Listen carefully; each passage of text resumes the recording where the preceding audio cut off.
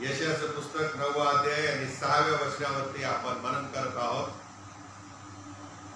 त्यामध्ये असं लिहिलेलं आहे, प्रभेशूच्या जन्मासंबंधित यशया संदेष्टाने केलेली जी भविष्यवाणी आहे ती फार महत्वाची आहे आणि ती भविष्यवाणी अशी आहे, यशया 9 आणि 6 मध्ये आम्हासाठी बाळ जन्मला आहे, आम्हास पुत्र दिला आहे, त्याच्या खांद्यावर सत्ता राहील, त्याला अद्भुत मंत्री, समर्थ देव, सनातन पिता आणि शांतीचा अधिपती म्हणते। यापैकी आपण आम्हासाठी बाळ जन्मला आहे ते ऐकलं, यावरती आपण मनन केलेलं आहे।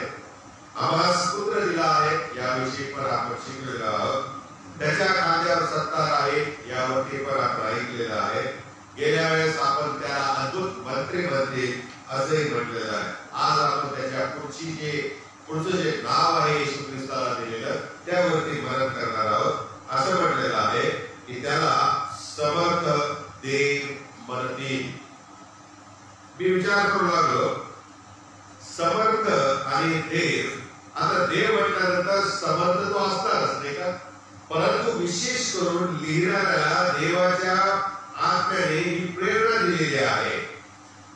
प्रभू येशू ख्रिस्त हा मनुष्याचा पुत्र म्हणून पृथ्वीवरती आला, परंतु तो देवाचाही पुत्र आहे आणि तो समर्थ देव आहे हे लोकांना कळायला हवे, याकरता ही भविष्यवाणी शेकडो वर्षापूर्वी यशायाच्या द्वारे देवाने स्वतः त्याचं भाकीत केलेलं आहे। आपल्या आणि इतरांच्या गरजपूर्तीसाठी, सहाय्यासाठी आपल्यापेक्षा अधिक असं शक्तिशाली, पॉवरफुल असे आपल्याला एक शक्ती बाहेरून हवी असते आणि ती शक्ती जोपर्यंत आपल्याला मिळत नाही तोपर्यंत प्रियानो आमच्याकडून काम होत नाही किंवा आमची इच्छा पूर्ण होत नाही।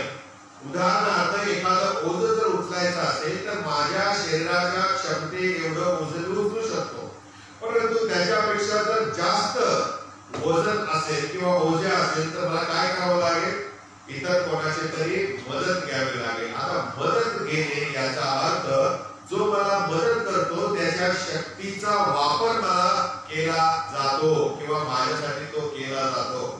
तशाच प्रकारे आपल्या जीवनामध्ये अशा काही घटना असतात किंवा अशी काही प्रसंग येतात किंवा असं काही होतं की त्यावेळेला आम्ही स्वतःहून त्याच्यावरती मात करू शकत नाही, त्याच्यावर विजय मिळवू शकत नाही। आम्हाला बाहेरून खूप शक्ती हवी असते की जेणेकरून त्या शक्तीच्या द्वारे आलेला प्रसंग आम्ही ओलांडून पुढे जाऊ शकतो आणि ती शक्ती दुसरी तिसरी कोणी नसून सर्वसमर्थ आमचा जो परमेश्वर आहे तो देत असतो। येशू ख्रिस्त आमचा जो समर्थ देव आहे तो आम्हाला करत असतो आणि म्हणून असं म्हटलेलं आहे येशू हा समर्थ देव आहे। त्याच्यामध्ये ते सामर्थ्य आहे की ज्या सामर्थ्याच्या द्वारे तो आमच्या मानवाच्या गरजा पूर्ण करतो। जुन्या करारामध्ये समर्थ हा शब्द ज्या अर्थाने यहोवा देवाला वापरलेला आहे त्याच्यापेक्षा हा समर्थ म्हणून जो येशू ख्रिस्ताला वापरलेला शब्द आहे त्यामध्ये फरक आहे। जर आपण उत्पत्तीचं पुस्तक 45वा अध्याय 8व्या वचनामध्ये पाहिलं तर त्या ठिकाणी आम्हाला असं दिसून येतं, फारो करिता मोशे हा त्याचा देव होता। मोशे हा त्याचा देव झाला होता कारण फारो मोशेवरती इतका विश्वास ठेवत होता की मोशेच्या द्वारे देव जे जे चमत्कार करत होता ते फारोने स्वतःच्या डोळ्याने पाहिले होते, अनुभवले होते आणि म्हणून फारो करता मोशे हा देव झाला होता। जसा पत्नी करता पती तिचा देव असतो म्हणून त्या पतीला पती देव म्हणतात, म्हणून का तो पती स्वर्गातला देव झाला का? नाही ना। आणि म्हणून प्रियानो याचा अर्थ काय, आपल्या पत्नीचा पती जो असतो त्याला पती देव म्हटलं जातं कारण तो तिचा स्वामी असतो, तो तिचा मालक असतो, तो तिचा काळजी घेणारा असतो आणि या सर्व अर्थाने त्या मनुष्याला जो तिचा पती झालेला असतो त्याला पती देव म्हटलं जातं। येशू ख्रिस्त हा शब्द होता, हा देवासह होता आणि हा देव होता। आता देव म्हटल्यानंतर त्याच्यामध्ये सामर्थ्य असणं साहजिकच आहे आणि म्हणून देवाने आपल्या वचनाच्या द्वारे आणि भविष्यवाणीच्या द्वारे आम्हाला खास करून सांगितलेलं आहे की हा समर्थ देव त्याला म्हणतील। समर्थ या शब्दाला म्हटलेलं आहे एल, एडक्यातला ए आणि ल एल. आणि असं म्हटलेलं आहे की हा एल शब्द जो आहे हा फक्त यहोवा बद्दलच वापरला जातो. म्हणजेच काय, याचा अर्थ असा आहे की जो येणार आहे, म्हणजे भविष्यवाणी सांगितल्यानंतर यशाने ज्याच्याविषयी बोललेला आहे, भविष्य केलेला आहे, तो जो येणार आहे तो तिसरा कोणी नसतो, खुद्द देव आहे. कोण आहे? खुद्द देव आहे. आणि बरोबर योसेफाला देवाने स्वप्नाद्वारे दर्शन देऊन म्हटले की त्याला इमॅन्युएल म्हणतील, म्हणजे आम्हा संगती देव, आम्हा बरोबर राहणारा देव. आणि म्हणून देवाने योहान असं म्हणतो पहिला अध्याय 4व्या वचनामध्ये की या शब्दाने आम्हामध्ये येऊन देहधारण केला आणि वस्ती केलेली आहे. फिलिप्पियरास पत्र आपण पाहिलेलं आहे, 2 दिवस आपण त्यावरती पण मनन करत आहोत. आणि असं म्हटलेलं आहे पौलाने फिलिप्पियरास पत्र या मंडळीला लिहिलेलं आहे. आणि दुसऱ्या अध्यायाच्या 5व्या वचनामध्ये तो असं म्हणतो, तो येशू देवाच्या स्वरूपाचा असूनही देवा समान असणे हा लाभ आहे असं त्याने मानले नाही.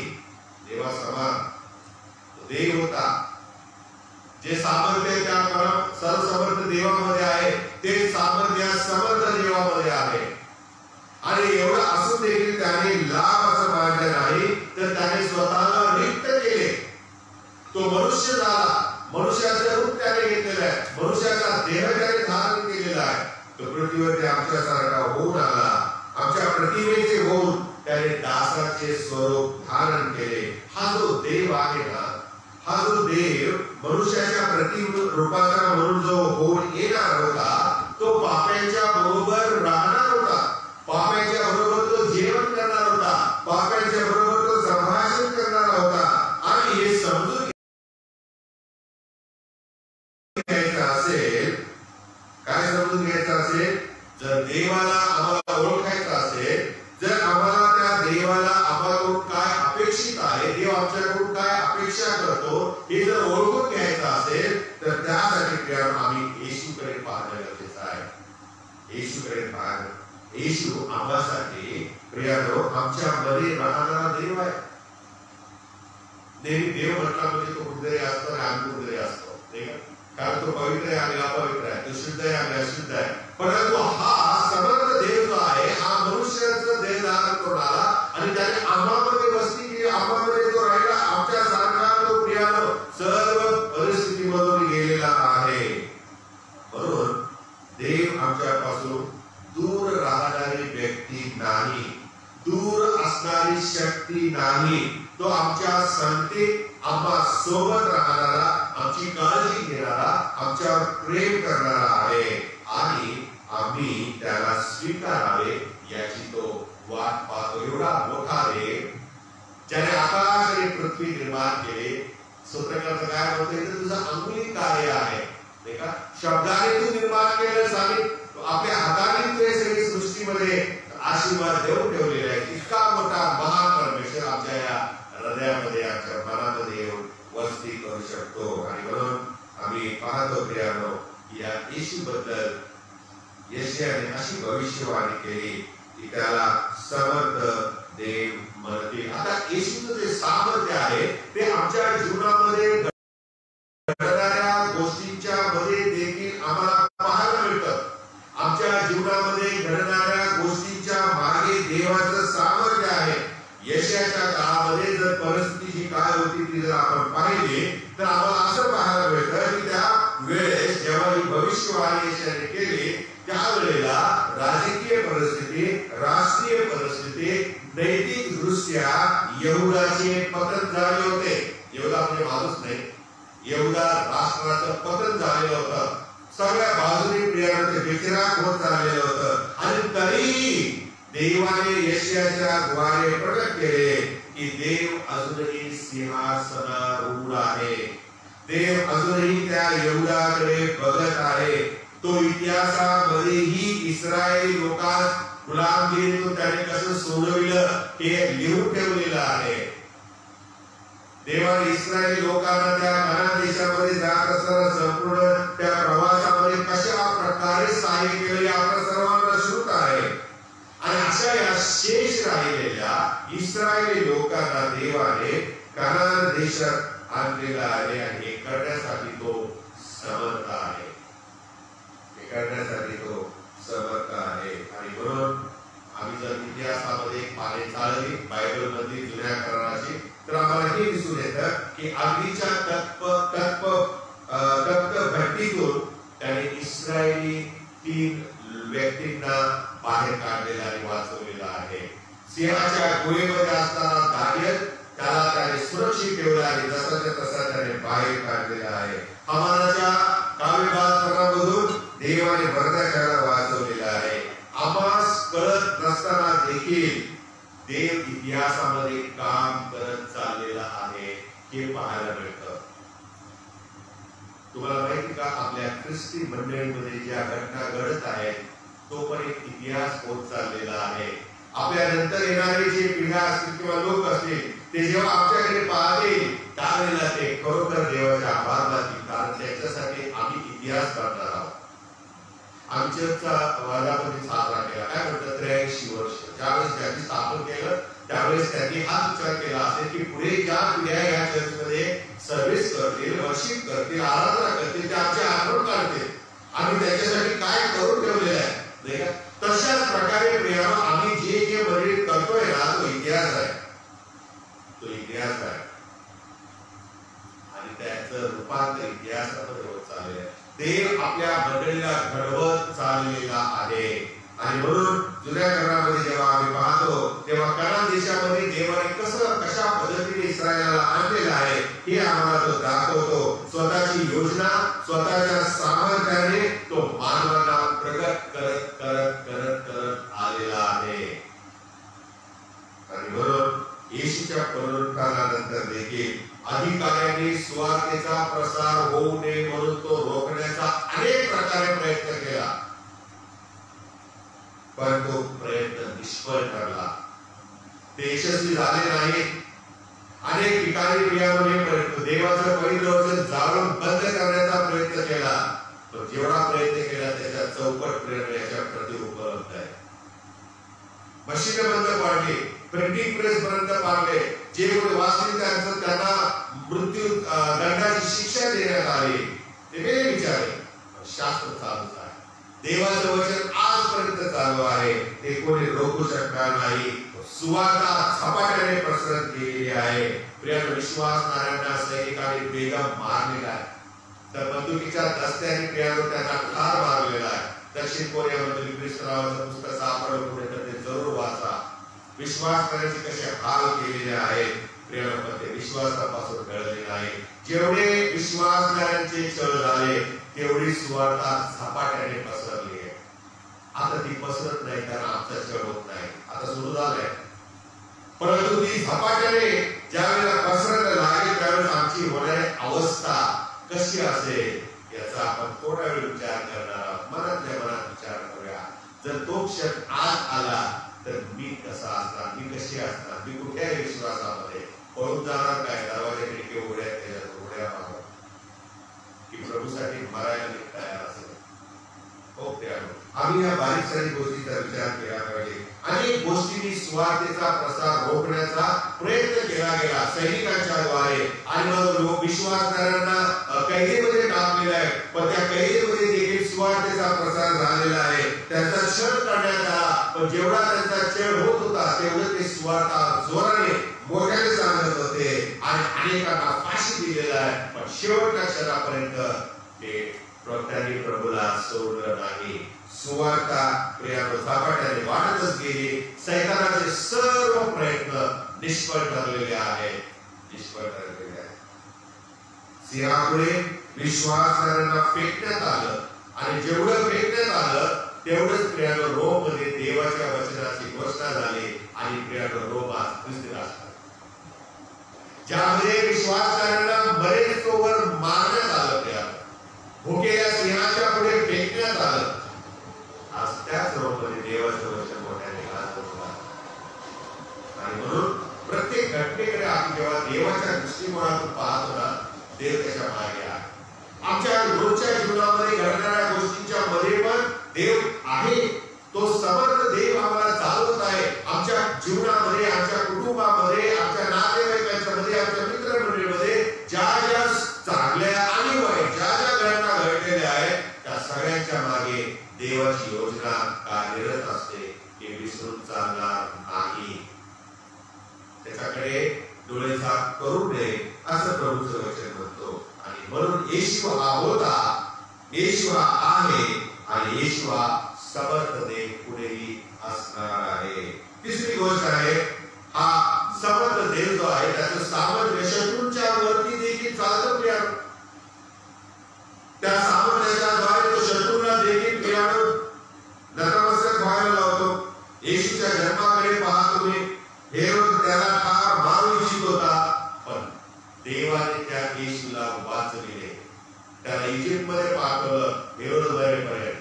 आणि हेरोद मेल्यावर पुन्हा देवदूताने सांगितलं, जा तो मेला आपल्या देशाने येऊन जा. देव इथपर्यंत मार्गदर्शन करतो प्रिया. देव आमचा जीव वाचवितो. आणि म्हणून प्रिया असं म्हटलेलं आहे, अरण्यातली परीक्षा पहा. त्या अरण्यामध्ये सैतानाने येशूला त्या ठिकाणी 3 वेळा प्रियाला परीक्षेमध्ये पाडण्याचा प्रयत्न केला, पण तो अयशस्वी झाला. येशू हा समर्थ देव आहे याची प्रचिती त्या अरण्यात त्या डोंगरावर झाली आणि त्याने त्या सैतानावर विजय मिळवला. जर आम्ही बारकाईने येशूचं जीवन पाहिलं, सेवा कार्य पाहिलं, तर त्यामध्ये देखील आम्हाला हे पाहायला मिळतं. शास्त्री आणि पुरुषाशी प्रवेश ख्रिस्ताने जो व्यवहार केलेला आहे तो व्यवहार देखील वाखाणण्यासारखा आहे. चुना लावलेल्या कबरांसारखे तुम्ही एवढं म्हणण्यापर्यंत तो शास्त्री आणि पुरुषांना तो घाबरला नाही. त्याला आपल्या जीवाची पर्वा नव्हती, कारण तो समर्थ देव होता. त्याला ठाऊक होतं पुढे काय होणार आहे. त्याने रोग्यांना बरं केलं. शाबा दिवशी त्याने चमत्कार केलेले आहेत. त्याने देवाच्या वचनाची सुवार्ता लोकांना सांगितले, उपदेश केलेले आहेत. अनेकांनी त्याला तारणारा देव म्हणून स्वीकारले. या सगळ्या गोष्टींच्या मध्ये देवाचं सामर्थ्य त्या पाहायला मिळतं. येशू हा समर्थ देव आहे याची प्रचिती आम्हाला येते. मृत्यू आणि पुनरुत्थान ही 2 मोठी उदाहरणं आपल्या समोर आहेत प्रभू ख्रिस्ताची. कबर त्या येशू ख्रिस्ताला रोखू शकले नाही. कबरीची तोड प्रियावर निघाली आणि आपोआप आणि त्यामधून प्रभू ख्रिस्त जिवंत असा बाहेर निघाला. जो जो शत्रू त्याच्या समोर आला तो पराजित झाला आणि येशू हा विजयी झाला. वधस्तंभावरती लोकांना वाटलं तो पराजित झाला, तो मरून गेला, परंतु तो पुन्हा जिवंत झाला. त्याने मरणावरती विजय मिळवलेला आहे. पुढे आम्ही पाहूया 4थी गोष्ट आहे, येशू हा समर्थ देव कसा आहे. तो वाईटावरती देखील आपलं सामर्थ्य प्रगट करतो. त्याने सर्व जग निर्माण केलं. उत्पत्तीच्या पुस्तकामध्ये आम्ही वाचतो, प्रत्येक दिवशी त्याने जे निर्माण केले ते सर्व चांगले आहे असं म्हणाला. परंतु जे चांगलं त्याने बनवलेलं आहे ते वाईट करण्याचं काम सैतानाने तेव्हापासून सुरुवात केली. त्याने प्रारंभ केला. जे देवाने चांगलं बनवलं ते सैतानाने त्याला वाईट करण्याचा जो चंगच बांधला. पण देव त्याच्यापेक्षा सर्वश्रेष्ठ आहे. देव त्याच्यापेक्षा मोठा आहे. देव सैतानापेक्षा सामर्थ्यवान आहे. म्हणून म्हटलं का, जो जगात आहे त्याच्यापेक्षा तुम्हामध्ये जो वस्ती करतो तो मोठा आहे. Hallelujah, hallelujah. झोपले नाही ना वाचायची शेवटी देवाची स्तुती. प्रभूच्या वचनामध्ये आम्ही ऐकतो, वाचतो प्रियानो, जो जगात आहे त्याच्यापेक्षा तो जरी जगाचा अधिपती असला तरी देखील त्याच्यापेक्षा आमच्यामध्ये जो आहे तो सर्वश्रेष्ठ आहे, शक्तिशाली आहे, समर्थ देव आहे. योसेफाचं उदाहरण घ्या ना प्रियानो. त्याच्या भावाने त्याला त्या कोड्यामध्ये टाकलं, नंतर त्यातून बाहेर काढलं, एका मिस्त्राला विकलं. तो त्याने पोटीफाराला विकलेला आणि पोटीफाराला दिल्या. पोटीफाराच्या राजवाड्यामध्ये आपल्याला कथा माहिती आहे काय झालं प्रियानो. आणि तिथून योसेफाची प्रगती झालेली आहे. भावांनी जेव्हा त्याच्याकडे याचना केली, अन्नदानाची अपेक्षा केली, तेव्हा भाऊ घाबरले होते. याला आपण विकला होता, आता हा आपल्याला काय सोडणार नाही, हा बदला घेणार. परंतु तो काय म्हणाला त्याच्या भावाला, की तुम्ही जे केलं ते माझ्या चांगल्यासाठीच केलं. तुम्ही जर नसते केलं तुम्ही आज या पदावर नसतो. हो, आम्ही दुसऱ्यासाठी जे वाईट करतो त्यामध्ये त्याचं बलच होतं, कारण त्याची राखण करणारा समर्थ देव आहे. येशू हा समर्थ देव आहे. रोमकरास पत्र 8 आणि 28 वर्षामध्ये देवावर प्रीती करणाऱ्यास म्हणजे त्याच्या संकल्पाप्रमाणे बोलावलेल्यांना सर्व काही त्यांच्या कल्याणार्थ सहकार्य होते. सर्व म्हणजे चांगल्या आणि वाईट गोष्टी दोन्ही देखील या विश्वासदारांसाठी त्यांचं कल्याण व्हावं म्हणून मदतगार अशा होतात. येशू या पापमय जगामध्ये आला, पण वाईटाने त्याला ग्रासले नाही. पाप त्याच्यावर विजय मिळवू शकला नाही. तो निष्पाप राहिला, तो निर्दोष राहिला, तो निष्कलंक राहिला आणि त्याच्यामध्ये दुष्ट विचार, दुष्ट भावना यांना त्याने थारा दिला नाही. त्याने युक्त्या कुयुक्त्या कधीही वापरल्या नाही. त्या त्याच्यावरती प्रभावशाली होऊ शकल्या नाही. त्यावर त्याच्या धार्मिक जीवनाचा पगडा होता. त्या धार्मिक जीवनाने या सर्व वाईटावरती त्याने नियंत्रण ठेवलेलं होतं आणि म्हणूनच तो निष्पाप राहू शकला. आणि जे कोणी या अशा प्रवेशला आपल्या अंतःकरणामध्ये स्वीकारतात ते अशा प्रकारे प्रियानो वाईटावरती नियंत्रण ठेवू शकतात. ते वाईटावरती त्याच्या धार्मिक जीवनामध्ये येशूचा पगडा बसतो आणि ते पाप करत नाही. म्हणून म्हटलेलं आहे लोकांपत्र आत्मवाद्यामध्ये, जे देवापासून जन्मले आहे ते पाप करत नाही. तुम्ही आणि मी प्रभूमध्ये विश्वास ठेवला, त्यावेळेला देवाची मुले म्हणून जन्म घेतला. मग आम्ही काय करत आहोत? आम्ही का भांडण करत आहोत? आम्ही तर कुठे मतभेद का करत आहे? एक मंडळी, एक चर्च असं नाही की ज्याच्यामध्ये तुकडे नाहीये. माझ्या चर्चेत मी बोलत नाही तुमचं, कारण ते असंख्य मोजता येत नाही. हे काय, हे कोण करतं? शाळे माणसाचं काम नाही. देव असं करत नाही कधी. सैतान आम्हाला आमच्या विश्वासापासून परावृत्त करत चाललेला आहे. दुष्ट विचार, दुष्ट भावना, दुष्ट कल्पना, युक्त्या कुयुक्त्या या सगळ्या तो वापरत आहे. आणि कुठं वापरतो? जिथं देवाने जे चांगलं बनवलंय तिथं वापरतो. कारण त्याला माहिती आहे बाकीचं सगळं माझंच आहे. जे वाईट बनवून आहे ते माझंच आहे, पण जे चांगलं आहे ते पण मला पाहिजे. तुम्ही आणि मी त्याचे बळी ठरलेला आहोत का याचा विचार आपण करायला हवा. पुढे आम्ही पाहतो प्रियानो, 5वा आणि शेवटचा मुद्दा बंद करणार आहे. देवाचे सामर्थ्य त्या येशू ख्रिस्ताला स्वीकारण्यानेच आम्हाला प्राप्त होते. ते सर्वसाधारण माणसाचं काम नाहीये. पेट्र, योहान आणि पौल हे जेव्हा देवाचा चमत्कार करू लागले त्यावेळेला एक शिमोन नावाचा जादूगार आला. त्यांच्याकडे त्याच्या हातून होणारे चमत्कार बघून म्हटलं, हे घ्या पैसे. एक पैसे घ्या म्हटला, आणि ही ताकद, हे सामर्थ्य, ही शक्ती, ही जादू मला द्या. देवाचं सामर्थ्य पैशाने विकत घेता येत नाही. बाजूला म्हणाले देवाचं सामर्थ्य ज्यांनी स्वीकारलेलं आहे, जे प्रभू येशू ख्रिस्ताला आपल्या अंतःकरणामध्ये स्वीकारतात, त्याच्याद्वारे ते सामर्थ्य आपोआप मिळतं. पेत्र आणि त्याचे शिष्य जे येशूचे होते त्या सगळ्यांकडे तुम्ही बघा, त्यांनी मनापासून येशूवर विश्वास ठेवलेला होता. जरी मध्ये पळपुट्यासारखे पळून गेले तरी प्रभूने त्याला पुन्हा एक केलेला आहे. दारावर तो बसले होते तरी प्रभूने त्याला शक्ती दिली, ताकद दिलं, सामर्थ्य दिलं आणि बाहेर काढलं. त्या बंद खोलीतून आणि बाहेर जावा, सगळ्या पृथ्वीवरती सुवार्तेची घोषणा करा. त्यासाठी मी तुम्हाला शिष्य केलेले आहे. आणि मग त्यांना समर्थ देव येशू ख्रिस्ताचं सामर्थ्य प्राप्त झालं आणि ते सुवार्ता सांगू लागले. तुम्ही आणि जर तोंड उघडत नाही याचा अर्थ असा आहे की त्या येशूला आम्ही अंतःकरणात स्वीकारलंच नाही. इकडूनच सगळं चाललंय. Hallelujah, praise the Lord. जे काही चाललंय ते इकडूनच चाललेलं आहे. अंतःकरणामध्ये काहीच नाहीये. प्रभूला आम्ही स्वीकारलेलंच नाहीये. तो सैतान सुद्धा त्या येशूचं नाव घेतो. ते भूतला गेले माणसं बघा काय म्हणाले त्या येशूला, अहो दाविदाचे पुत्र. कधी म्हटलं का येशूला दाविदाचे पुत्र? पण ते भूते त्याच्या कुळापर्यंत पोहोचले.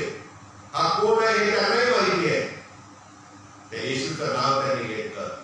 का आम्हाला तू सतावायला आलेला आहेस? आम्ही कसे परस्पर 2 अध्याय 12 ते 14 मध्ये या गोष्टीच्या बद्दल वाचतो. पश्चातापी मनाने जेव्हा आपण त्या येशूकडे येतो तेव्हा त्याचे सामर्थ्य आम्हाला कळतं. प्रियानो, जे नियम देवाचे आपण मोडलेले आहेत ते नियम प्रभू येशू ख्रिस्त आम्हासाठी प्रियानो माफ करतो. तो आम्हावरती प्रेम करणारा, तो आम्हाला आमची पापे पुसून टाकणारा येशू आहे. आम्ही पापामुळे मृतवत झालेले होतो, त्या आम्हाला तो नवीन जीवनाची खात्री देतो.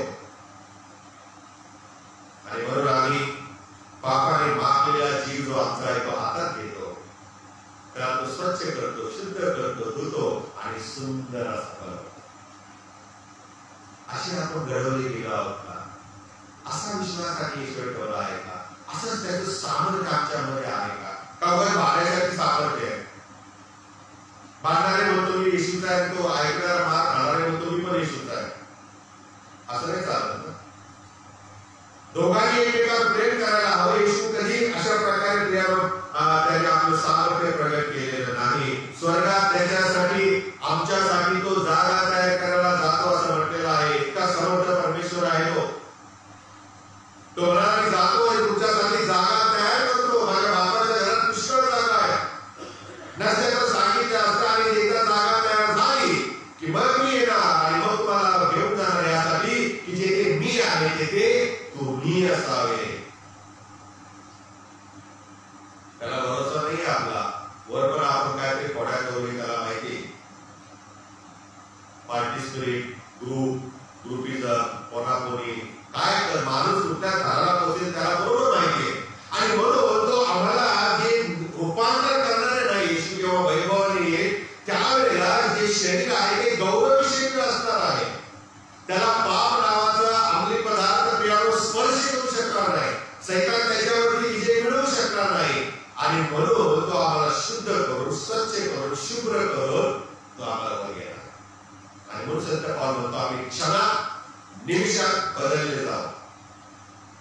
त्या डोक्याच्या कवटीमध्ये जो मेंदू आहे, ज्याच्यामधून वाईट विचार येतात, वाईट भावना येतात, ते सगळं पियानो पुसून टाकलं जाणार आणि नवीन विचार, नवीन भावना असते, ज्या कधीच पाप करणार नाही, ज्या शुद्ध असते. आणि म्हणून पियानो प्रभू येशू ख्रिस्त येणार आहे आणि त्याच्याकरता तो विश्वासणाऱ्यांना पृथ्वीवरती काम देत आहे. त्याने पृथ्वीवरती आम्हाला काम दिले. काय दिले? करिंथ्याचं दुसरं पत्र 4 अध्याय 7 ते 9 मध्ये असं म्हणतो, संत पौल असं म्हणतो, ही आमची संपत्ती मातीच्या भांड्यात आहे. आमची संपत्ती काय आहे? प्रभू येशू ख्रिस्त म्हणाला की तुम्ही आपल्यासाठी पृथ्वीवरती नाही तर स्वर्गात संपत्ती साठवा. म्हणजे आम्ही जे प्रभू येशू ख्रिस्तावर विश्वास ठेवले, चांगले कर्मे करून लोकांना देवाकडे आणतो, ही जी सुंदर संपत्ती आहे, लोकांना प्रभूसाठी जिंकणं, या संपत्तीशिवाय कुठली दुसरी संपत्ती मोलवान नाही. आणि म्हणून येशूने हरवलेल्या मेंढराचा दृष्टांत दिलेला आहे. 99 मेंढरांपेक्षा तो हरवलेल्यांना जास्त महत्व देतो. त्यांना तो शोधून काढतो, आपल्याकडे येतो. आणि मग असं म्हटलेलं आहे की आमची संपत्ती मातीच्या भांड्यात आहे, यासाठी ही सामर्थ्याची पराकाष्ठा देवाची आहे. देव सामर्थ्य देणारा परमेश्वर आहे, आम्ही नाही. आणि आमच्या द्वारा होत नाही हे आम्ही समजून घ्यावे. आणि म्हणून फिल्मेकरासपत्र 4 अध्याय 13 वचनामध्ये देवाचा दास म्हणतो, मला सामर्थ्य देणाऱ्याच्या काही मी आहे. आणि असं तो पुढे म्हणतो की मला सामर्थ्य देणाऱ्याच्या काही मी सर्व काही करावयास शक्तिमान आहे. म्हणजे मी असा आहे आणि माझ्या काही सामर्थ्य बाहेरून येतो. तो येशू मला सामर्थ्य देतो, तो येशू मला शक्ती देतो. आणि त्याच्या नावाने, त्याच्या शक्तीने, त्याच्या सामर्थ्याने मी सर्व करायला शक्तिमान आहे. एवढा त्याचा विश्वास आहे. आणि म्हणून प्रियांनो, दाविदाने अनुभवलं, गोफणीतल्या एका दगडाने गल्यासारख्या महाकाय त्या राक्षसाला एका क्षणात गारद केला. त्याला माहिती होतं माझा देवाचं सामर्थ्य एका दगडात आहे, या गल्यामध्ये नाही. आणि त्याचा अनुभव त्याने घेतला. लहान मुलाने जेव्हा प्रियानो शिष्य विचारत आले, भाकरी कोणाकडे आहे का, जेवण डबा कोणाकडे आहे का, आणि त्यावेळी त्या लहान मुलाने त्या शिष्याला काय दिलेलं आहे? 5 भाकरी आणि 2 मासे दिलेले आहे. आणि त्यामधून प्रवेश ख्रिस्ताने 5,000हून जास्त लोकांना जीव घातलेला आहे. हा अनुभव त्या लहान मुलाने घेतला, देवाच्या सामर्थ्याचा अनुभव. 31 तारीख आज आहे. तुम्ही देवाचं सामर्थ्य या वर्षात कधी कधी घेतलं? लिहून ठेवले का विसरले? आम्ही काय काय प्रभूने माझ्यामध्ये सामर्थ्य दिले आणि मी काय केलेलं आहे याचा आढावा घेण्याचा हा दिवस आहे. आणि जे सामर्थ्य आम्हाला प्राप्त झालं त्याचा उपयोग न करता आम्ही ते प्रियानो आम्हाला पुढचं वर्ष प्रभूने दिलेलं आहे, त्या वर्षामध्ये त्याचा उपयोग करून त्या सामर्थ्याने जीवन जगण्यासाठी 2022 साल प्रभू दाखवत आहे. आम्ही तयार आहोत का? देवाच्या सामर्थ्याने भरलेले लोक म्हणून जीवन जगण्यासाठी आम्ही उत्सुक आहोत का? हो प्रियानो, आम्ही जर असं जीवन जगू तर प्रभू आम्हाला निश्चित येणारं वर्ष आपल्यासाठी आशीर्वादित करेल. नुसतं बोलून चालणार नाही हॅपी न्यू इयर मेसेज चालू झाले असते. हे आम्ही विश करतो एकमेकाला आणि परत कोरोना पासूनच वाढवलं, त्याला पोरं होतच चालले. ओमिक्रॉन झाला आणि आता म्हणे डेल्टा आहे, काय डेल मायक्रॉन आलाय, काय काय समजतच नाही, डोक्याच्या पलीकडे आहे आपल्या. हो प्रिया, आम्हाला माहिती आहे पुढे काय होणार आहे. आता सगळीकडे बंद होऊन चाललेलं आहे.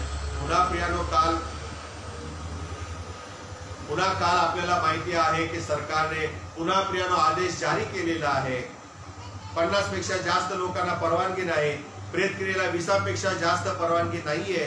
म्हणजेच काय की येणारं वर्ष आम्हासाठी जरी आशीर्वादित असलं तरीच ते दुःखमय असणार आहे, कष्टमय असणार आहे. परंतु या सगळ्या गोष्टींच्या मध्ये आम्ही विश्वासू जीवन जगावं ही प्रभूची इच्छा आहे.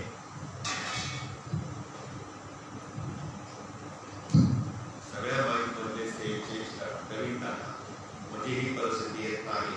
आपण प्रार्थना करूया. प्रभू देव बाप्पा, आम्ही तुझी स्तुती करीतो, तुझ्या नावाला धन्यवाद देतो. तू आमचा महान प्रभू आहेस. आज तुझ्या वचनातून तू आम्हाला बोललेला आहेस प्रभू की जो आमच्यासाठी देणगी म्हणून त्या नाताच्या दिवशी पाठवला तो समर्थ देव आहे. त्याचं सामर्थ्य आम्हामध्ये येतं जेव्हा आम्ही त्याला स्वीकारतो आणि त्याच्या सामर्थ्याने आम्ही अनेक गोष्टी प्रभू तुझ्या गौरवासाठी करू शकतो. याचा प्रभू देव बाप्पा तू आज आम्हाला पुन्हा एक वार उजळणी करून शिकवलेला आहे. त्याबद्दल उपकार मानतो. येणारं वर्ष आशीर्वादित असावं, आरोग्यदायी असावं, भरभराटीचं असावं, सुखाचं जावं आम्ही खूप अपेक्षा करतो. आम्ही वाईटाची कधीच अपेक्षा करत नाही.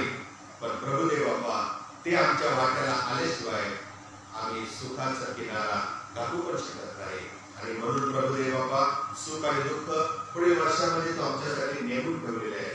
त्याचा स्वीकार करावा आणि प्रभू देव बाप्पा जो विश्वास आम्ही तुझ्यावर ठेवलेला आहे त्यामध्ये शेवटपर्यंत टिकून राहावे, विश्वासामध्ये आम्ही वाढावे आणि प्रभू तुझ्या सामर्थ्याने विजयी ख्रिस्ती जीवन जगावे असे तू कर. येशूच्या नावात मागितले आहे म्हणून तू आहे.